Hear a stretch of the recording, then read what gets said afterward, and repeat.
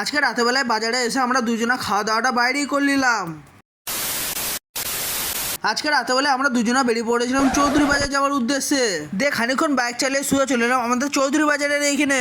আর এইখানে আমি কিছু কিনতে আসি না, এখানে তো কিনতে এসেছিল আমাদের সোহেল ভাই। হ্যাঁ, সোহেল ভাইয়ের দুদিন পরে বিয়ে, তাই এখানে আসতে না আসতে সোহেল ভাই ভালো করে বেছে দেখে নিচ্ছিল যে কোন বেলটা ভালো হবে। वो अलग ही लेवल का बंदा था। খুলতে হবে তো, আবার তোমরা উল্টো পাল্টা হবো না।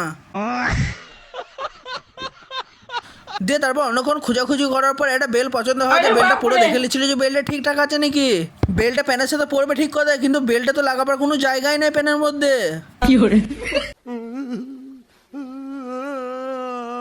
তাই প্যানের মধ্যে বেল লাগাবার কোনো জায়গা না থাকলে আমরা বেলটা কিনে এলে শুয়ে চলে এলাম আমাদের করজিন গেটের এইখানে। হ্যাঁ, সোহেল ভাইয়ের বিয়ে বলে কথা, খাওয়া দাওয়াটা আগেই নিয়ে দিতে হবে, তাই এখানে চলে এলাম হালকা পাতলা খাওয়া দাওয়া করতে হবে। সালা খাবারটা এত গরম। এখান থেকে গরম গরম খাবার খেয়ে একটা করে ঠান্ডা নিয়ে নিলাম গলাটাকে ঠান্ডা করবার লেগে। আর এই দিক দিয়ে একে দেখো কাপ সমেত খেয়ে নিচ্ছে।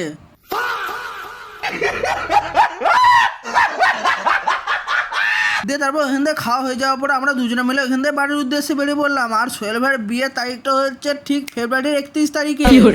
क्या क्या करूं मैं इसका, क्या करूं, क्या करूं इसका, क्या करूं, मार भी नहीं सकता। তাই বিয়েতে আসতে কেউ মিস করো না। যারা যারা মিনি ব্লগটা ইউটিউব থেকে দেখছো চ্যানেলটাকে সাবস্ক্রাইব করলাম, আর যারা ইনস্টাগ্রাম ফেসবুক থেকে দেখছো পেজটাকে ফলো করলাম।